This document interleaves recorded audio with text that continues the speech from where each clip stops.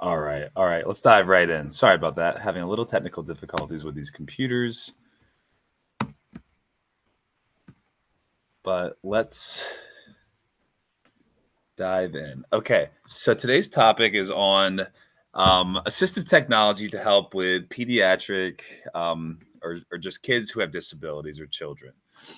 So it's going to cover kind of a little bit of a breadth of different just like devices for play, relaxation, fun, and some stuff to help with learning as well.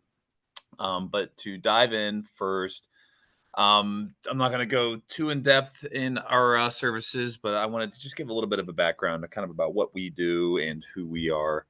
Um, so hopefully everyone can hear me. If there's any issues, type in the chat for me.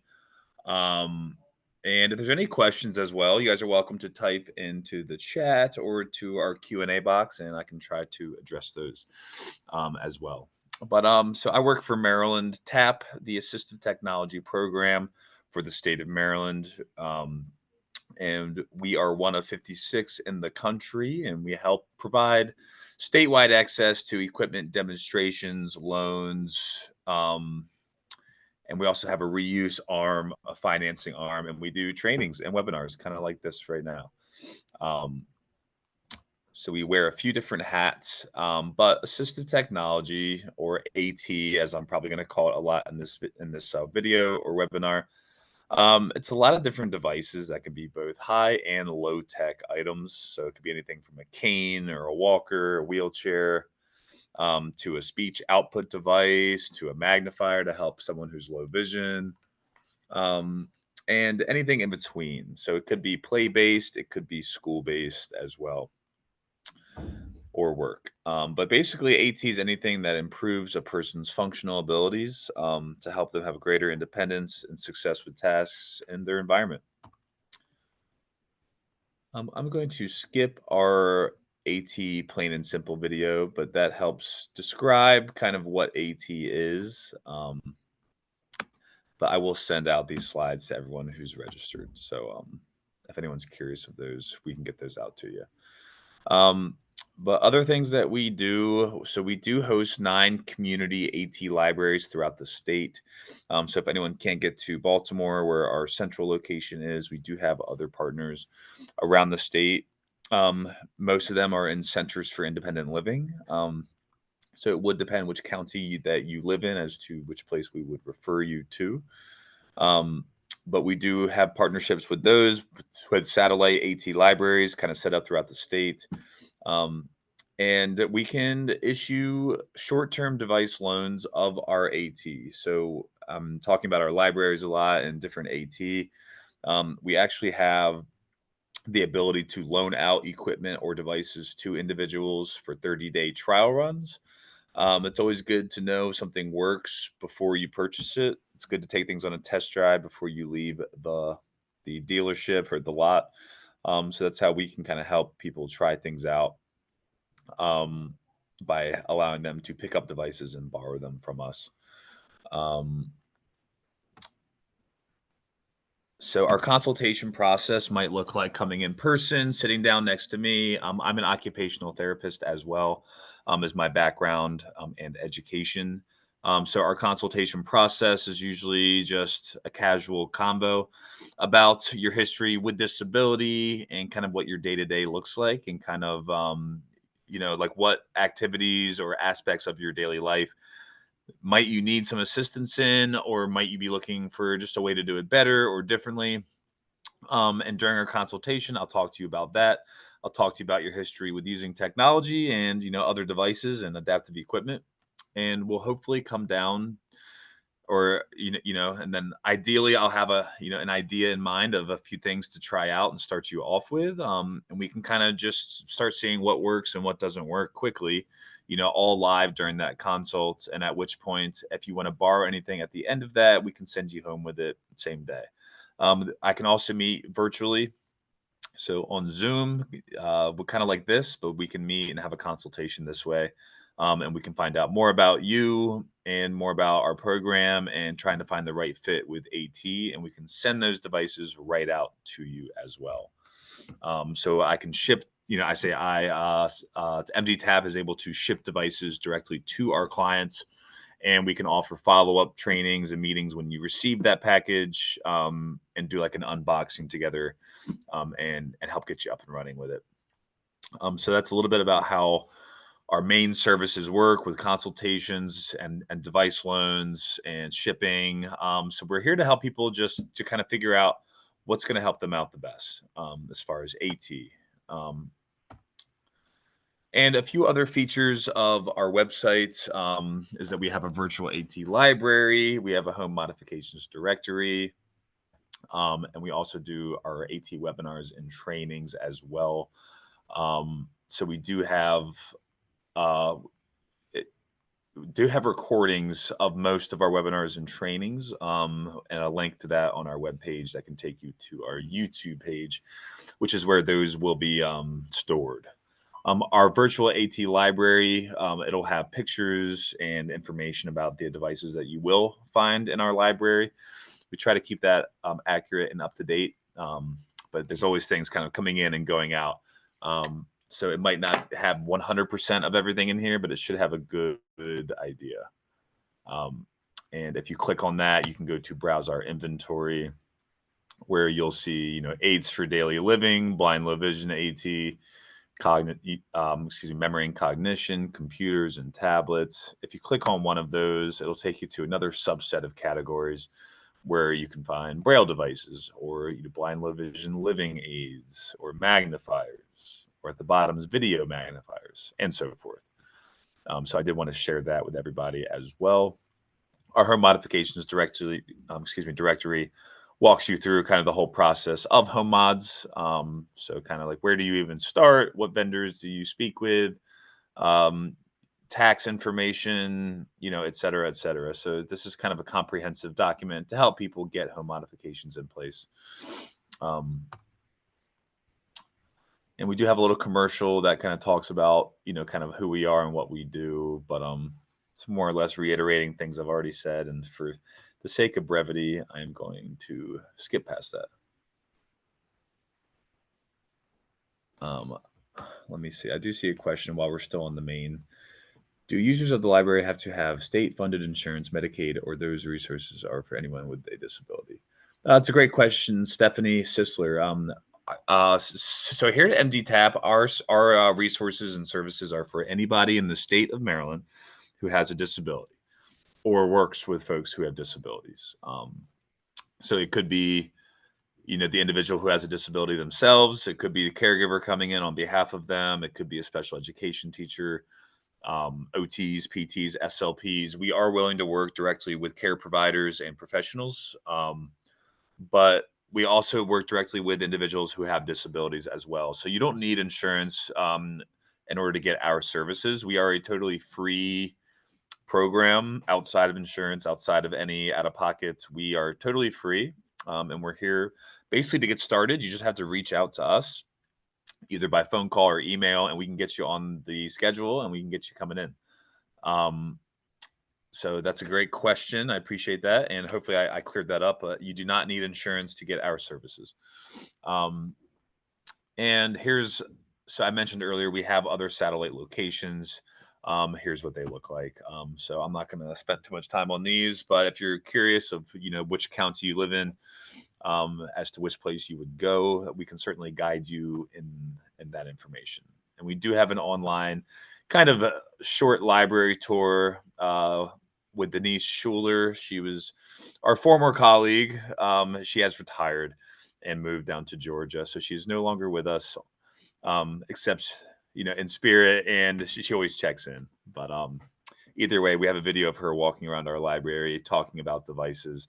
And it kind of shows you a little bit more specifically kind of what's in here, and allows you to see firsthand, her kind of walking around and checking things out. So we do have that video online as well. It's about 7 minutes long. So again, I'm not going to play that right now, but you can find AT for everything, independent living, blind, low vision individuals, deaf, hard of hearing individuals, eating, drinking, grooming, dressing, computer access, schoolwork, fun, and kind of so forth. So I'm going to skip through a couple of these other resources, but I will land on this one because we're talking about, um, you know, uh, our topic today is about kids who have disabilities.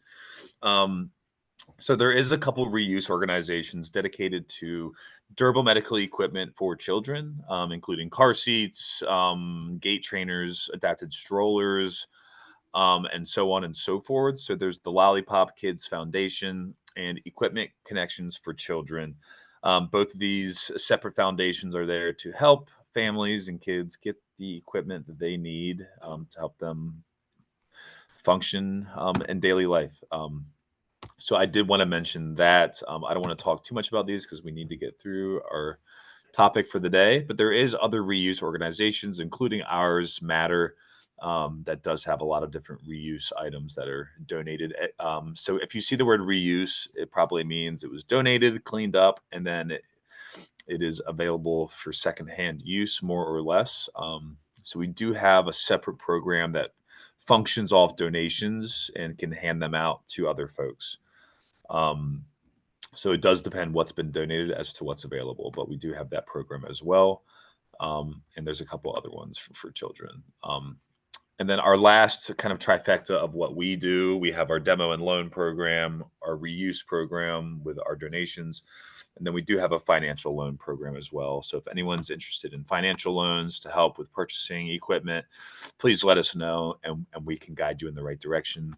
But those loans can be up to 10,000 for general AT purchases, 20,000 for home modifications, and it can go up to $70,000 for things like adaptive driving vehicles, and like wheelchair accessible vans and things like that.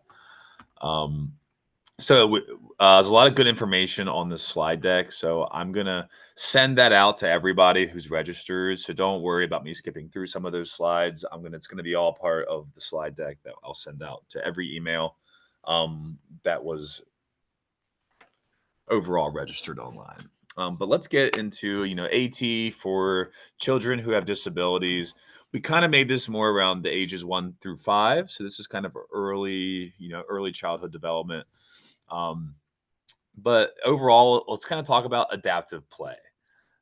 So adaptive play lets a child or adult with limited function and abilities such as movement, speech, eyesight, hearing, comprehension, or communication play more fully.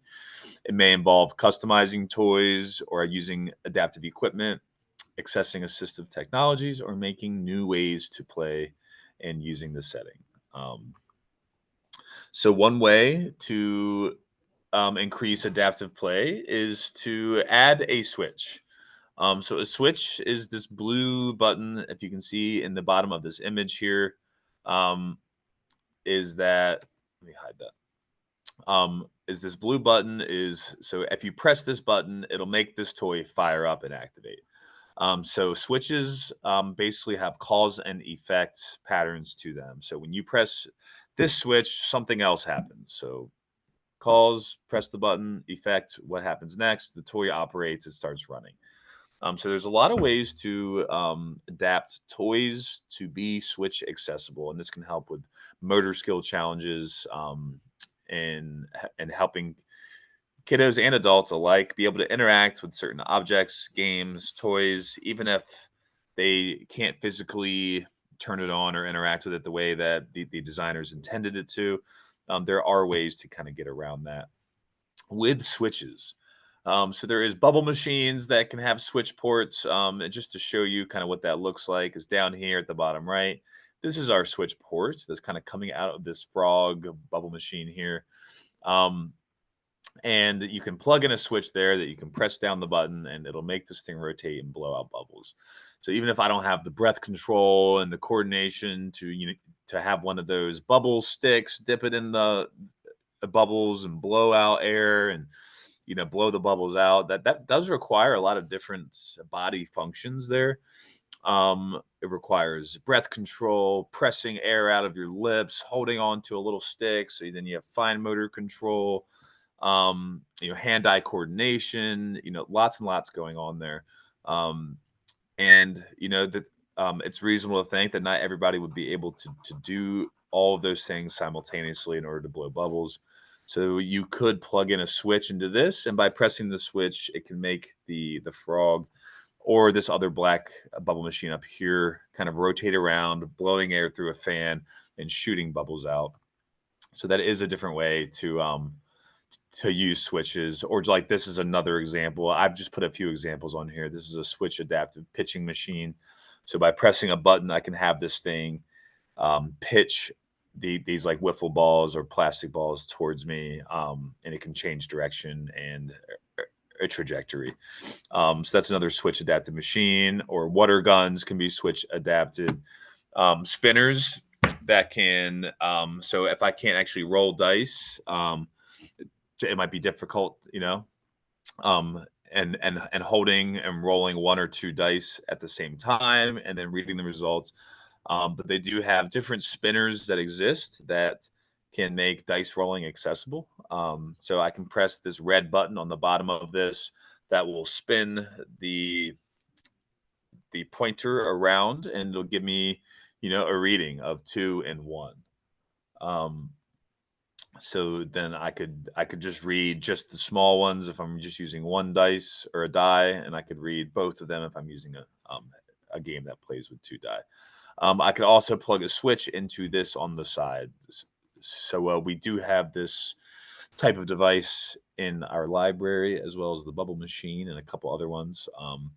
But you can make these things switch accessible. Even a card shuffler can be switch accessible, that you can plug a switch into this, put the cards in the sides, and then you can press a button of shuffling them together. Because it does take a lot of different hand-eye coordination to bend the deck and to actually shuffle cards together. And here's another device that I like a lot. It's been on back order, so I need to double check and see exactly where this is in manufacturing. But this is the Skoog, Skoog, Skoog. This is a way to create, jam, and play music with this basically box. So this is a box with 5 buttons on it. So you have a button on each side and one on the top. I can press those buttons and I can make all different kinds of musical noises. I can customize those noises. I can record them. I can play along to songs. And this is through an app on iOS. So iPad or iPhone has an app the Skoog's compatible with, and then you can set this up all together. So it's really easy to use. We actually do have one here. If anyone's curious about more of the Skoog, but musical device that can be used by just pressing buttons and just squeezing the sides of it and the top of it. So that's a cool device. And some other Switch adaptive toys can be even like this Lucky Ducks game where you kind of go fishing and they spin around in a circle, or a koala bear. There's stuffed animals that are Switch accessible.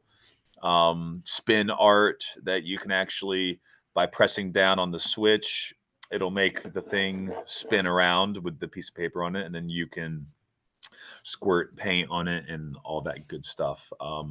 Or a remote control car. You can have left and right, or forwards and backwards, whichever directional switch buttons that those are. But all this is switch accessible. So I'm going to take this into my next kind of piece here, is how to make a switch adapted toy. And there's a lot of different, I mean, I say a lot of different ways, but there is different ways to do this, but they're pretty simple.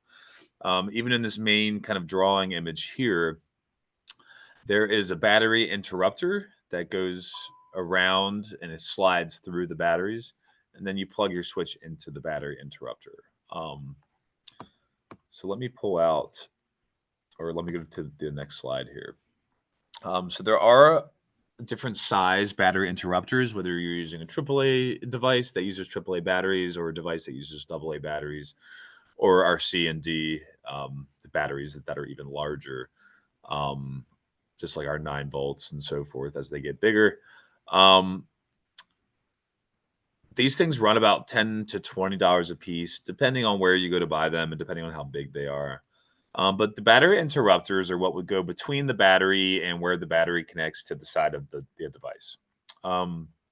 So they actually act as a gate to control the voltage that passes between the devices. So when the battery's in front of the device, or when the interrupter is in front of the battery of the device, there's no voltage going through. It acts as a stop.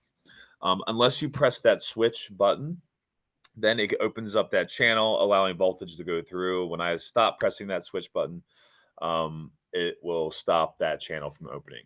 So you can actually put these into the battery packs of toys you already own, whether it's a stuffed animal or a more complex toy, even. And you can allow a kid to turn them on, play with them, interact with them, all by using switches, all by using these battery interrupters, more importantly. So a Switch toy could cost, 2 to 5x what a regular toy would cost. It just depends where you're buying it and so forth. But instead of paying, that 4 or 5x cost, you could just buy the toy at regular MSRP and buy a $10 switch or a battery interrupter, and you can make it switch accessible yourself. Is why I'm bringing this up. Is that it can save you money and be customizable, and you can use the same battery interrupter across toys. You just have to install it. So you don't need to have 50 of these battery interrupters. You could just use 2 or 3 and kind of switch them around. Um, and this is going to lead me to my next kind of piece of this. This is a switch modifier. So this is a slightly different piece to making things switch accessible. And the modifier adds a couple extra settings. So you would plug in your toy, or a device is going to plug into this battery interrupter. Um, and then the switch that you're going to use will also plug the switch modifier. So the toy plugs into the switch modifier, just like the switch itself plugs into the switch modifier. So if you have a battery interrupter with a switch port on a toy, you can connect that to the switch modifier with just a two-way 1/8-inch cord. So it plugs into the switch ports, plugs into the battery modifier. Switch plugs into the battery or the switch modifier as well. I'm not going to get the right words here apparently. But it can give you a few other settings options. So momentary is like while I'm pressing down the switch, this sets the toy off, and that's kind of like our regular, just like regular mode. But there's latch mode that adds a little bit of difference here. Is that I can press down the button and that'll latch on, so that it'll stay on until I press the button again. So it'll latch on and latch off. So that's kind of like pressing it once keeps it on, pressing it again keeps it off, instead of having to consistently hold that button down. And they also have a timed mode on these switch modifiers too. And that can be adjusted. It can go from anywhere from 1 to 2 minutes. So it could be 1 second to 120 seconds. That's adjustable. But that can offer a couple more settings for play. So whether you want the toy to kind of stay on, or if you want to add a timed mode, and so forth. So let's talk about switches while we're still here, and different types of switches. So we do have a traditional accessibility switch, and they can come in different shapes and sizes. You have big red ones, smaller and smaller yet. So these are basically your cause and effect, right? There's variable trigger switches, oftentimes used in accessible video gaming, because it's if I press halfway down the switch, that would be like half speed if I'm playing like a car racing game, right? If I go all the way down, that's like I'm flooring it. So it is adjustable based on how far you press these down. So that would be, I mean, overall better for games that have that sliding scale of not just on or off, but the 50%, 75%, and so forth. And there's devices like a chin switch.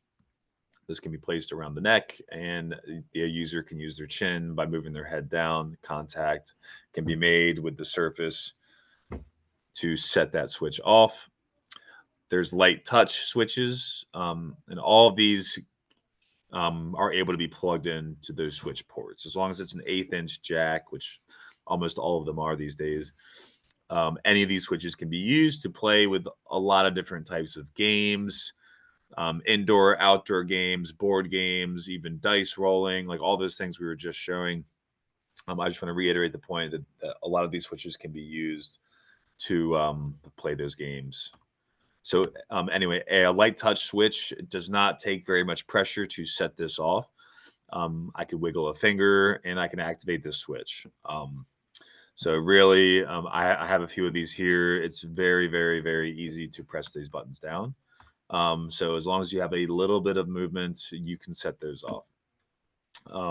There's even sip and puff switches for maybe individuals with more complex needs.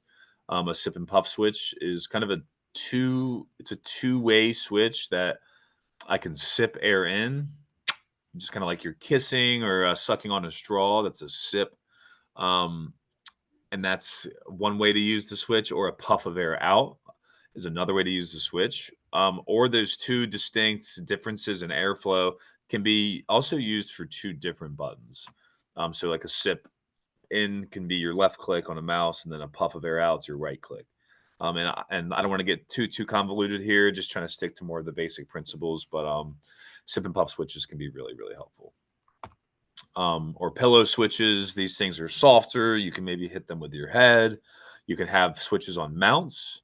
So I can mount switches kind of around my personal space, and I can hit them with my head or my shoulders, my elbows, my knees. I mean, really any way at all I can interact and press this button. I can now activate, any of those devices we've been mentioning.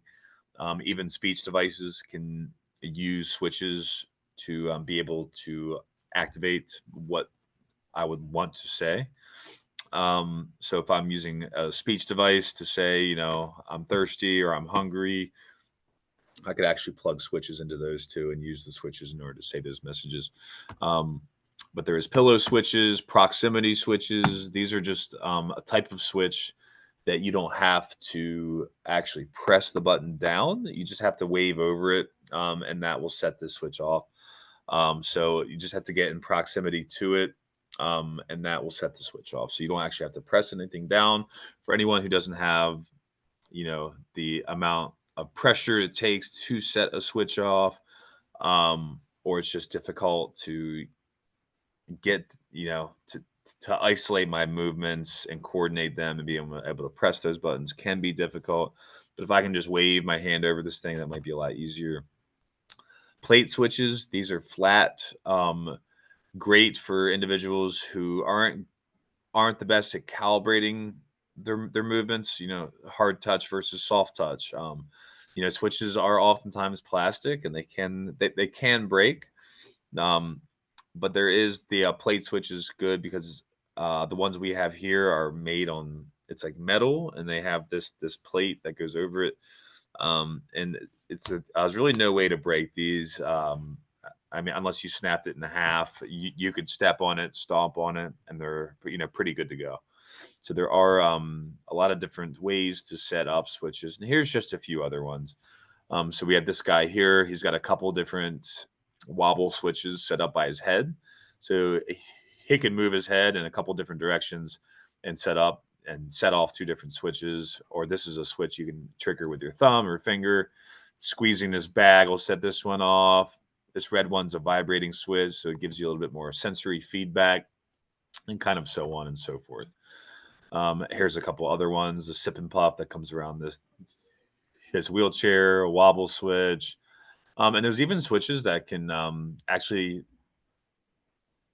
detect wrinkles. So that's what this gentleman has, is a wrinkling switch. So when he wrinkles his forehead or he raises his eyebrows, that'll actually set the transmission off that he has activated a switch. So instead of pressing a button, he could just look surprised, and that can set the switch off. So let's talk about some other adaptive games and other fun things that can be had for kiddos. So I'll step away from switches at this moment, even though they are really helpful and really great to make a number of things accessible. But even so, if we have low vision kiddos, even braille games like Uno cards or bingo. I put Monopoly and chess and things like that in here, but they're a lot of games are braille accessible. Dominoes, any card games you can think of, because the playing cards are braille or tactile or large print. And there's also card holders that can hold the cards for you, or any games that are auditory. So we do have auditory matching games. So that's another thing that you can think of. You don't need to be blind in order to play this, but it can certainly work as a great matching game for visually impaired children. But it can be fun for kids of all kind of shapes and sizes as well. But this is, instead of matching with cards, this is an auditory matching. So you would grab one of these bells, you would shake it, you would hear the sound, and you try to find the matching bell that sounds just like that. So you try to find the two bells that sound alike. So you have to remember where they are. So spatial awareness, um, and also to just matching pitch and sound and feeling of these bells too. So it can help users, stimulate cognitive development with memory, and using that noodle to be able to match these bells together. So kids like things that are play based. So you got to make things fun for a kid to want to do it and to want to learn. So that's like with the switches and all those games. Um, it's got to be fun, or kids aren't going to want to do a lot of things. Even handwriting, or cutting scissors and all that kind of stuff. Um, but when you can simplify it, make it fun, and make it engaging, the kids are a lot more likely to, kind of lose themselves in it and really just be on board with the whole activity. And a lot of learning goes on through almost every type of movement. Even pressing a switch down, and I'm turning on, a bubble machine. Now I'm learning cause and effect, because I press this button, that thing shoots out bubbles, and maybe it has me engaged, standing. I'm increasing my standing tolerance while I'm addressing this thing on a table. Um, so I'm getting, I'm also developing, proximal muscle strength, stability, balance, cause and effect, fun. All these different things are going on all at once, while, it might look like a kid's just pressing a button and there's, bubbles blowing out of a machine. But real learning is much more deep than that. And it's helps to make things fun. So as also card holders for any for anybody who's unable to hold playing cards, or really anything at all, can go in these paper, um or otherwise, but they're great for holding playing cards, and that can allow a kid to be able to see his hand while someone tells him to go fish, or whatever game they are playing. And there is adaptive gaming as well, adaptive video gaming. I wouldn't expect anyone before the age of 5 to be able to set these up, but the parents could help them set them up. Um, and there's a lot of different ways to set up adaptive gaming. Even with quadriplegic individuals, there is joysticks and mouth sticks that can be used in order to play games with just their mouth. Or there are chin mice that can allow individuals to navigate the computers with their chins. And there is accessible controllers that can be used with Xbox controllers as well. So there's a lot of ways to set switches up, as you can see in this image in the middle here. Is I can set up buttons and switches in order for an individual to play video games, without requiring the use of using a standard controller. A standard controller does assume a lot about the user, that they have two, hands, a lot of fine motor control. They're able to, navigate with those controllers. But for anyone who doesn't have that dexterity, fine motor control, and so forth, adaptive video gaming might be a great solution. And that can be a fun way for a kid to learn, even with math games, online games, learning spatial reasoning, even typing, handwriting, and so forth. There's a lot of games that exist that can help with those.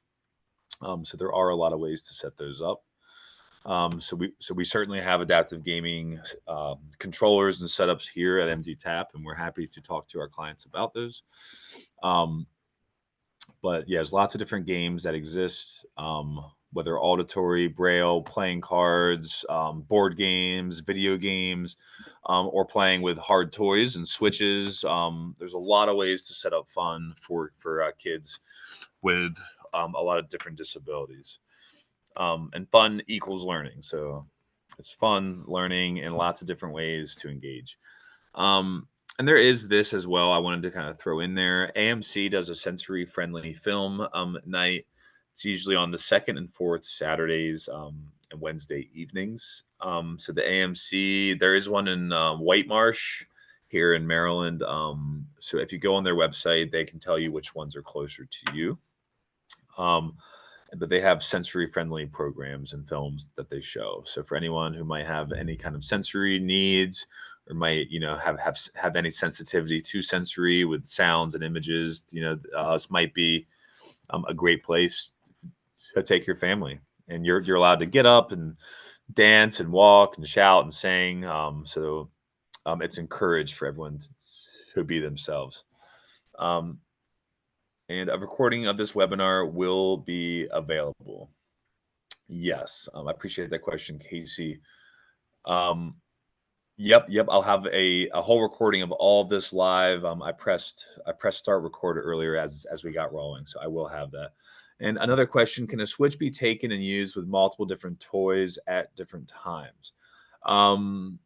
Yes, absolutely. If you have a lot of different switch accessible toys, if they're already ready to go and be switch accessible, you just need to have different switches to plug into them. So if you already have different toys, then you can just use, whatever switches with those toys that you want. If you need battery interrupters, you can certainly take a battery interrupter out of a toy and put it into a different toy. So now that new toy is switch accessible. If that makes sense. So the switch is just the button that you press to activate the toy. You can use a switch with any toy. You just plug them in and out. Switches have those 1/8-inch jacks. So just like an aux cord or even my headphones that I'm wearing right now, I plugged into my laptop. And I answered it earlier. Okay, great. I was making sure I covered that. But yes, so I appreciate those questions. Thank you so much. And we will have a recording of this. We are at 1:45. I don't have too much left, but I do have a couple extra things, and then I'll open it up to questions. So I appreciate everybody's attendance and asking questions. So here's something else called Goalie, and there is a little video of this. What I have to do is actually I have to stop sharing my screen and reshare it because the sound is wonky. So hold on one second. I won't be able to talk while my screen's sharing, but I'm going to play this video really quick. So we'll just do share my entire screen. I'm going to lose my mic. This is just how my computer's been wonky lately.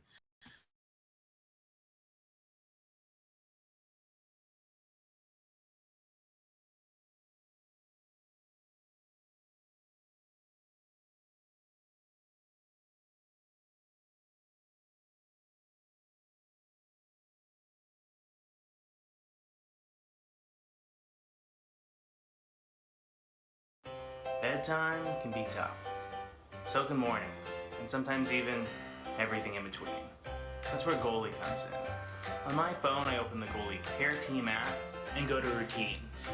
Here I can make reminders, checklists, or visual schedules for my kids. My son Jacob has a tough time with bedtime routines, so I made a custom schedule that shows him what to do step by step with pictures and video. Jacob needs consistency, so every night the bedtime routine starts automatically at 7 p.m. We have Jake's Goalie app on Goalie's dedicated tablet. There's no web browser, YouTube, or anything else to distract him when he's on it. When bedtime starts, Goalie shows Jake exactly what to do. Jake and I had a lot of fun making our own videos. Yeah, buddy, get those bottom teeth good. I have Goalie give him points that he can use to redeem rewards when he finishes a routine. We use Goalie as a nightlight and a noise machine at bedtime to help Jake wind down, and during sleep it's locked. I have the morning routine start at 8 a.m. to wake up Jake. Goalie is helping him stay on track so I don't have to nag him all the time. Goalie also gives him the same routine no matter who he's with. We know he's getting the consistency he needs even when Grandpa's in charge. Sometimes though, doing a routine for a skill Jake hasn't learned yet can be hard. That's when we use Goalie's TV app. The TV app teaches Jake new skills in a fun way. Last week, he watched their course on how to feed the dog. It helps him to see someone do it in little steps, and he wins badges in the app for answering little quizzes. Each week, there are new courses in Goalie TV teaching social skills, personal hygiene, and even safety. In the Parent app, I can see everything that Jake is watching. I can turn off any of the videos I don't want, and I can also control.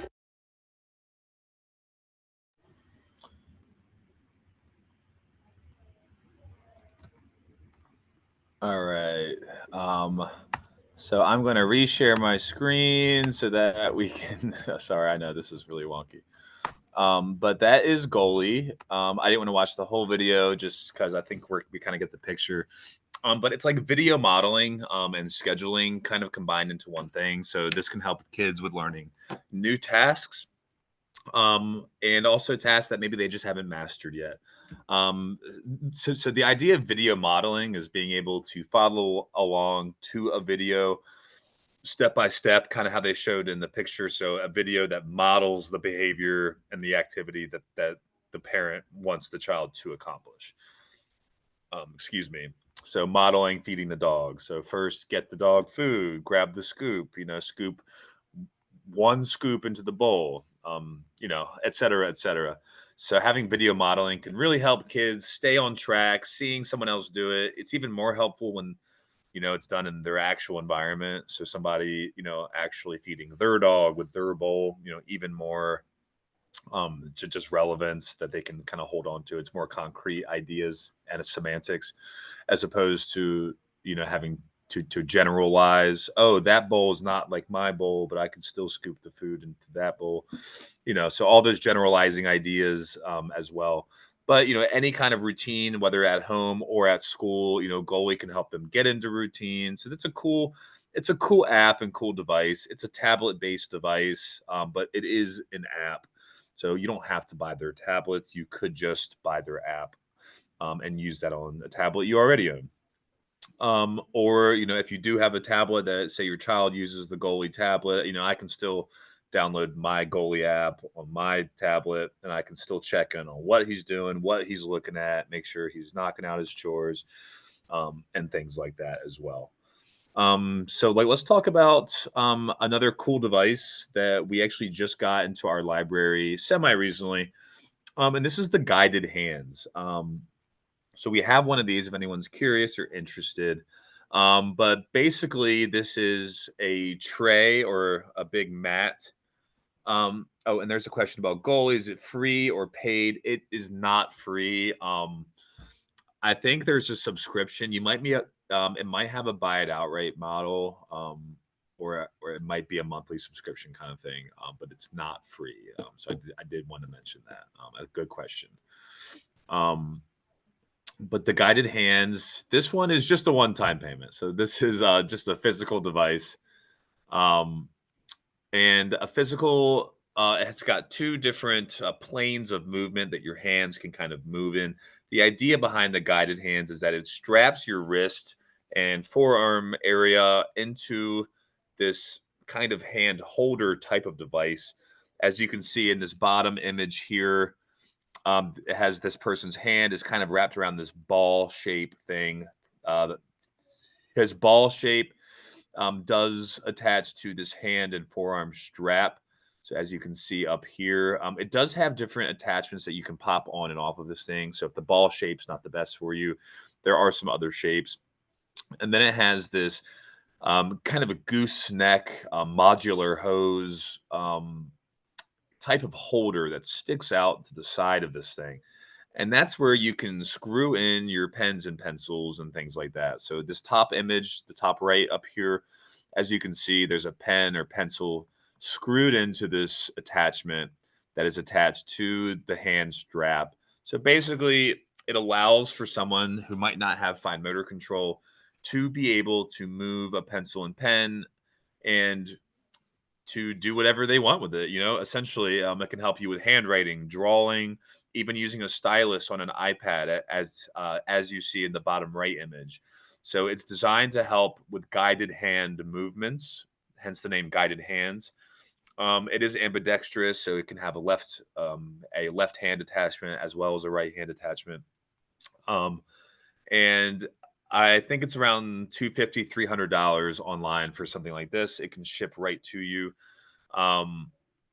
And yeah, so it's a pretty cool device. It can help increase someone's functional ability to handwrite and even use a stylus on a tablet, and be able to be independent. So even if that requires, having something that's more of a mounted device with hand straps that can help kind of hold you in place, help facilitate those movements. It could be the difference between somebody writing, on their own and not at all. So that's a cool device that exists. There is a lot of other handwriting aids. um, so like down here is the writing bird. And this is a similar concept, but doesn't have those pillars to help guide those movements in the X and Y plane. It's more of just kind of a free form device. But what you can do is in this bottom left image is screw a pen or pencil down into the writing bird, and I can move this around with my hand. So that's a cool device there. Kind of offers a similar idea as the guided hands, just not in as much of a big piece. And there's these, bigger units here that are kind of spherical. I could put a pen or pencil through that and it can kind of fit, right in the palm of my hand. So for anyone, again, that fine motor control, that dexterity, there are pencil, options out there, pen and pencil writing options. And it might be a matter of finding the right fit, as your child or as any individual becomes more comfortable with handwriting and they have more confidence and they have more fine motor control and dexterity, if they're able to keep working on those skills, and making those improvements. It's just a matter of finding the right fit and getting them the least restrictive device. So somebody's pretty good at handwriting, I might not throw them in the guided hands. I might give them a different type of pencil or grip so that they can keep increasing those skills. um, but anyway, there's a lot of options, and we have most of these in our library. So anyone curious about any handwriting options, please don't hesitate to reach out to us, and we can talk about that. Or even mounted scissors. So this is school classroom devices. Holding a pair of scissors, pulling apart and snipping does require a lot of hand motion, a lot of strength, grip strength, fine motor control, aiming those scissors safely down a piece of paper. That this is asking a lot of some kiddos and individuals. So having a nice mounted set of scissors, a nice T-shape handle that you depress down, that'll make your snips, as you get, more and more comfortable with snipping and so forth. I do want to add that in there, that this is, more school-based type of learning stuff. Here's a device that I'm throwing in here. This wouldn't be something for a 5-year-old or younger to use, but not for anyone else who's in school. This is the Live Scribe. The Echo 2 is the name of this pen, and this is probably better for slightly higher learning. Maybe high school, even college, maybe middle school, maybe elementary school as well. Just as long as everyone's comfortable using this type of technology. But basically, this is a pen that can record audio while you're writing, if that makes sense. So while I'm writing my handwritten notes, this thing's going to also record the audio of what my professor or teacher's saying. And then when I go back and read my handwritten notes, I can play that teacher's audio as well. And that can help tie together different concepts, different ideas, what the lecturer actually said versus what I wrote down. I might be missing information. If I have any auditory processing delays, I might not always hear what the teacher's saying or understanding it in a quick response. So having those auditory kind of playback files can be really helpful to pair up with my written notes. So I just wanted to put this one out there as a smart pen, is kind of what these things are called. And it can, just by tapping on the play and pause buttons and things like that, I can have this play the audio exactly where it would be for when I was on that page. So it actually can keep track of what page you're actually physically writing on, and it'll record that audio, and it'll keep track of which page you're on for where that audio starts and stops, if that makes sense. But it's a cool device. So that it can certainly help with school learning. And again, this is probably for higher, a little bit older of individuals, but it can be a great device. And here's another device that, again, might take a little bit of a learning curve to get used to. So again, maybe, not quite 5 years old, or maybe a little bit older would use something like this. But this can be great for school classroom learning. And this is the C Pen Reader Pen. This is a scanning pen. So the idea behind this is that it's a digital highlighter, basically. I can take this, I can highlight a word or a phrase or a sentence, and it'll actually project those words on the screen. So it'll come up horizontal. So I would actually tilt this on the side, and I would read the words kind of going left to right on, as a rectangle. Um, and I can hear those words out loud. So it'll say the words. So if I'm, onomatopoeia, if I see that word, I don't know how to say that. I can scan it. It'll say it out loud. I can hear it. I can get a definition of that on the spot. So I can define onomatopoeia. I can hear it out loud. And I can scan the whole sentence with it. So if I have dyslexia, this can really help me kind of organize my reading left to right, getting everything in order, understanding, what I'm reading. So overall comprehension as well, and also defining words. So I can get a definition on the spot of that word, hearing it out loud, and having it in a sentence all read out loud. This is like self-corrected reading strategies. So I can use this pen and I can help myself become more confident, and I can help myself find the answers that I need. So if I don't know that word, I can try to find the definition on my own, hearing it out loud. So we are almost to time. So outside of that, we have keyboards. So again, for any school computer access, we do have different keyboards, different mice as well. But I want to leave a couple minutes for questions. So if anyone has any questions, please let me know, as I can answer them now. I'm going to stop sharing my screen, and I will send this out to everybody who's registered. So I should have your email addresses from the registration.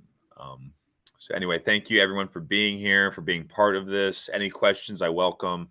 You can type them in the chat or the Q&A box, and I'll answer any questions. But outside of that, thank you for being here. And somebody did respond. Corey Smith said it's 49 cents a day, or annual subscription for Goalie can be $15 a month, or if you go month to month, $19 a month. Can parents submit requests for supports in school, or does the request have to come from the school system? That is a great question. I guess AT wise, it might need to be part of the student's IEP in order to get their entire team on board. So all the different teachers that the student might travel to and amongst, and including therapists. So I'm not sure if this is about your child or someone that you work with or know of specifically.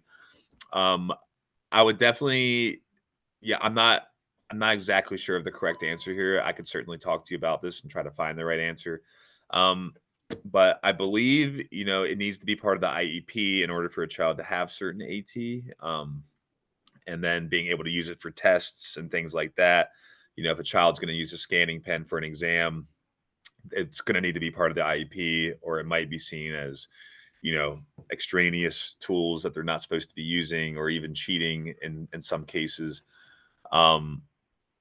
But that's a good question. So I'd be happy to talk to you more about that, and I can talk to a couple contacts of mine and make sure I'm saying that right.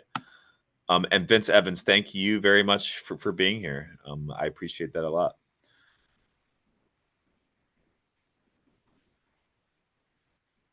And I'm going to type my email in the chat, james.whitney1@maryland.gov, and my phone number as well, which is 410-554-9276. So if anyone wants to reach out to me specifically, that's my direct contact information. I'm happy to touch base with anybody.